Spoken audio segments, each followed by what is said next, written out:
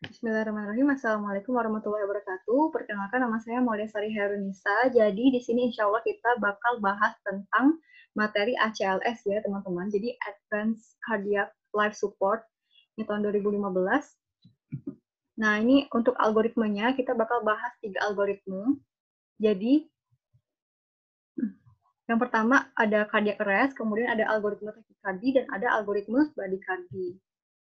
Untuk cara mudahnya, kapan kita milih algoritma cardiac arrest atau tachycardy atau bradycardy, kita lihat aja nih pasiennya itu ada nadi atau tidak ada nadi. Kalau misalnya pasiennya itu tidak ada nadi, maka kita langsung masuk ke algoritma cardiac arrest. Tapi kalau misalnya pasiennya itu ada nadi, maka kita lihat terlebih dahulu nadinya atau heart rate-nya itu apakah dia cepat atau lambat. Kalau misalnya dia cepat, maka kita masuk ke algoritma tachycardy. Kalau misalnya dia lambat, kita masuk ke algoritma bradycardy. Kita masuk ke algoritma yang pertama, ini ada algoritma cardiac arrest. Jadi kalau misalnya ada pasien, dia tidak ada nadi, henti jantung, maka kita langsung lakukan CPR. Nah, CPR di sini kita lakukan kompresi dada dengan kedalaman 2 inci atau 5 cm dan kecepatan 100 sampai 120 kali per menit.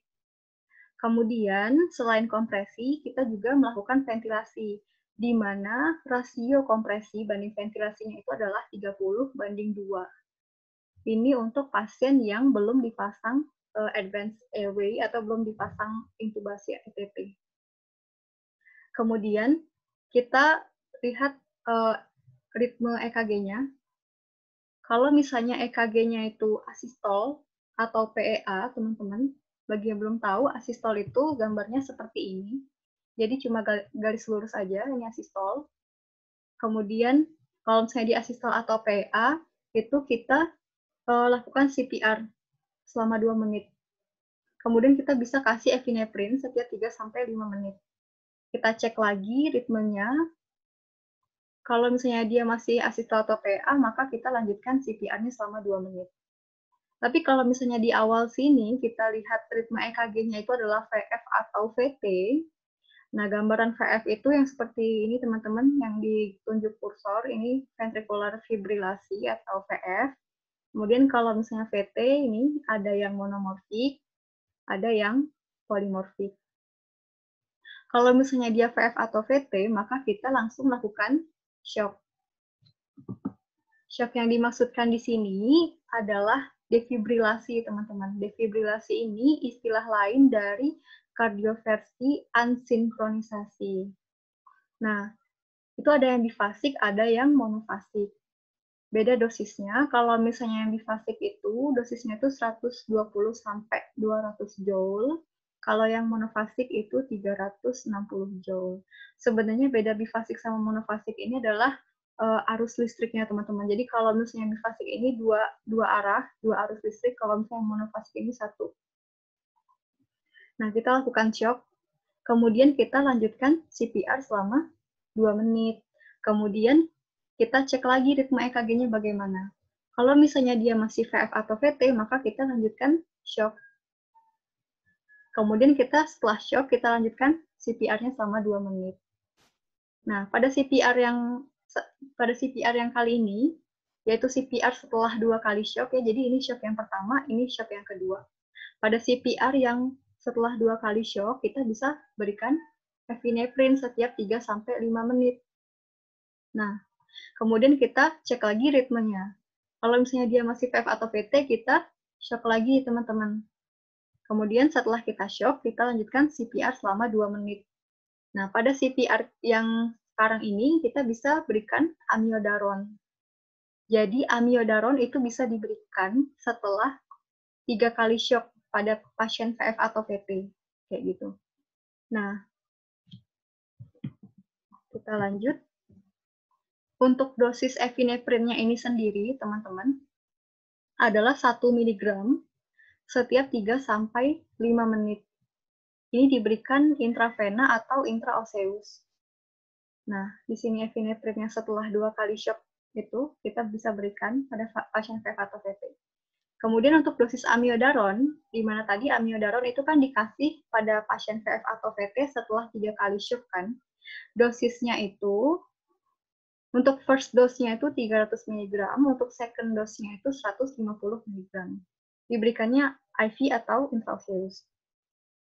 Kemudian untuk pasien-pasien yang telah mendapatkan dipasang ETT atau endotracheal intubasi, maka kita bisa berikan 1 nafas setiap 6 detik atau 10 nafas per menit. Dan kompresi dadanya itu continue.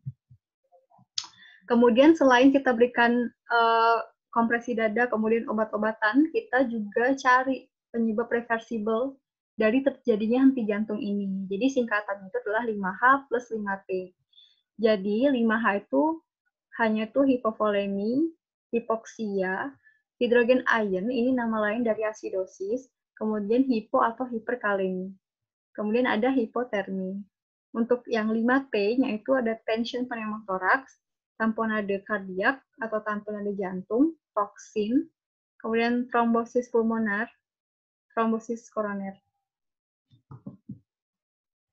Next, kita masuk ke algoritma takikardi ya, teman-teman. Jadi, sekali lagi, algoritma takikardi ini, kita masuk ke algoritma ini apabila pasien itu dia ada nadi, dan nadinya itu cenderung cepat ya, teman-teman.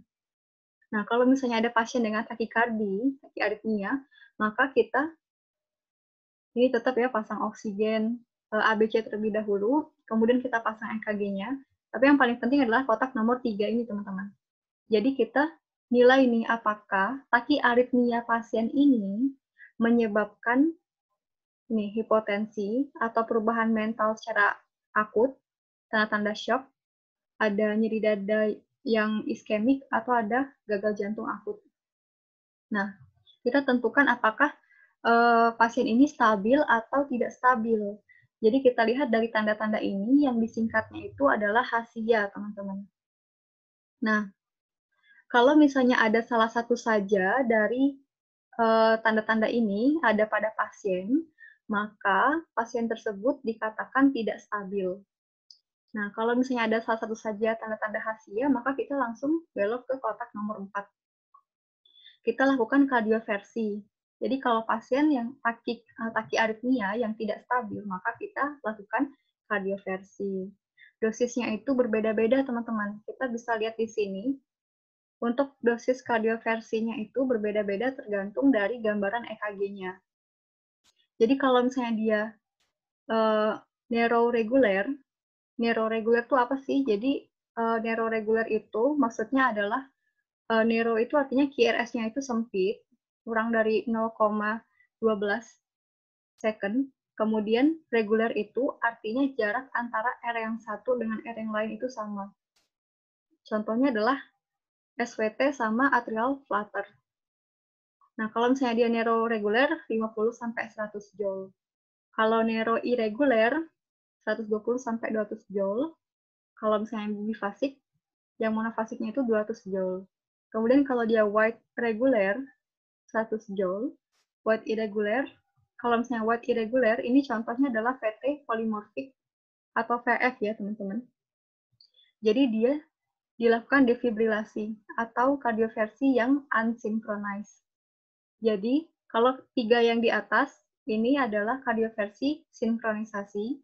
Kalau yang white irregular, dia kardioversi unsinkronisasi atau defibrilasi.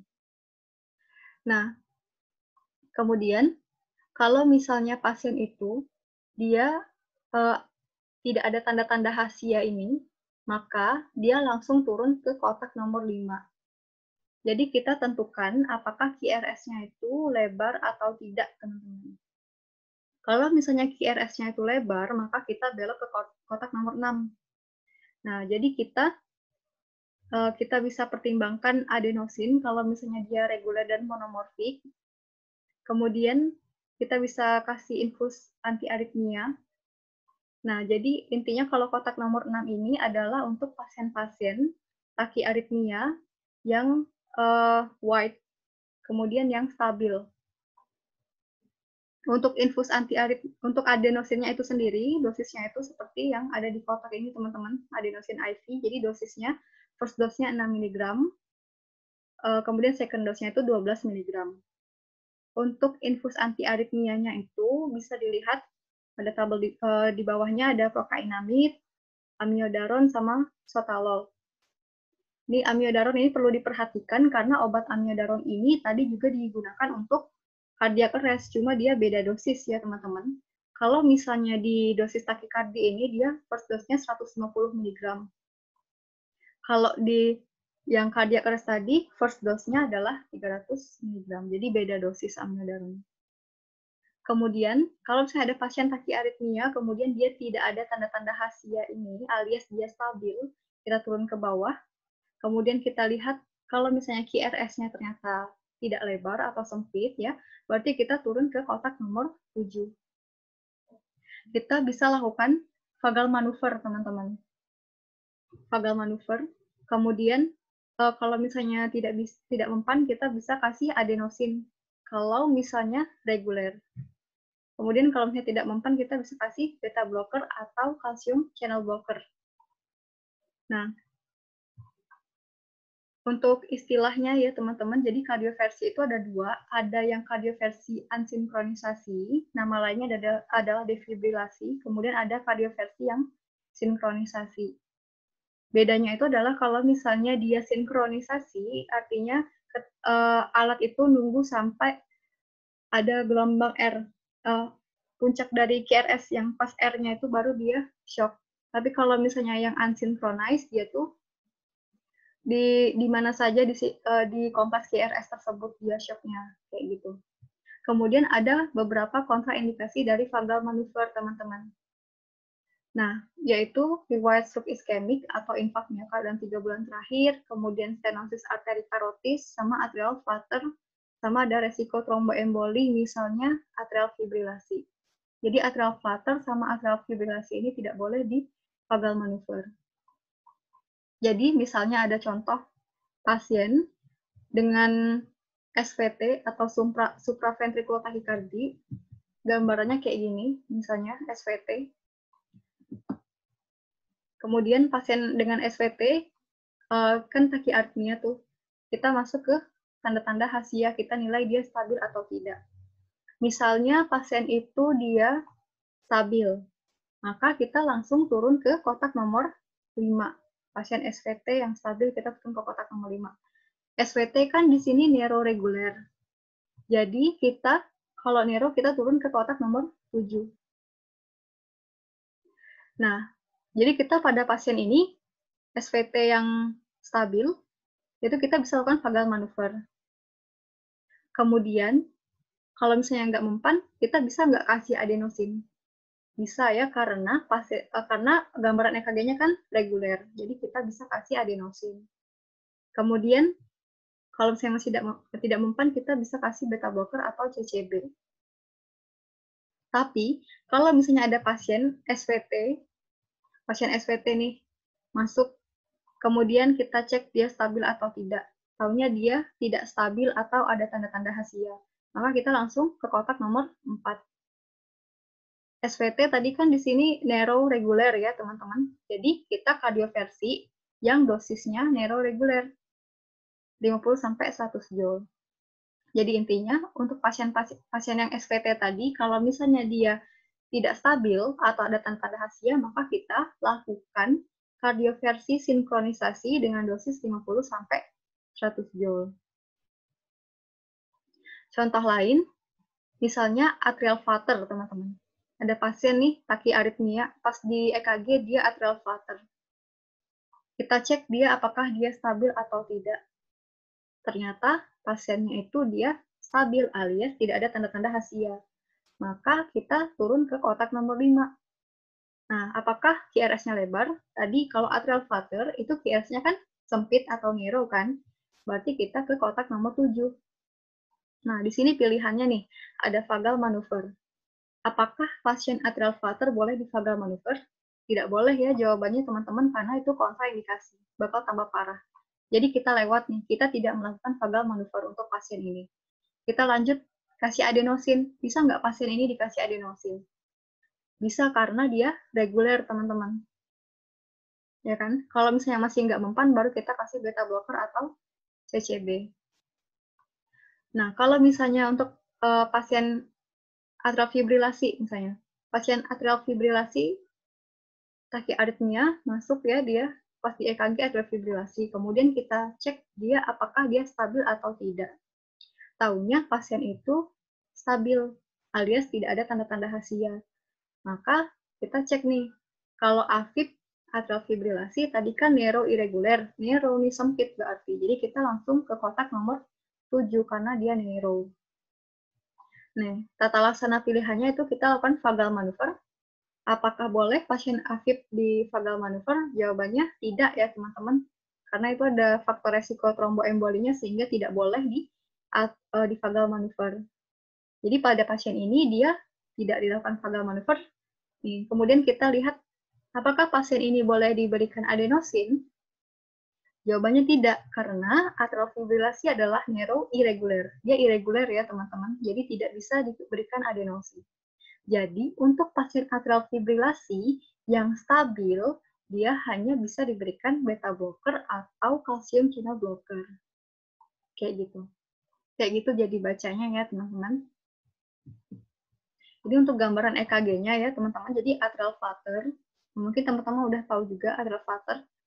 Ini dia tuh narrow, kemudian biasanya tuh irregular, jaraknya sama antara satu dengan yang lain.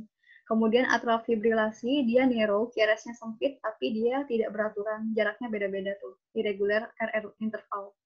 Kemudian ini supraventricular tachycardia, SVT, jadi dia narrow dan regular. Kemudian ini ada ventricular fibrilasi, ini VT yang monomorfik sama yang ini VT polimorfik. Next, kita masuk ke algoritma bradikardia.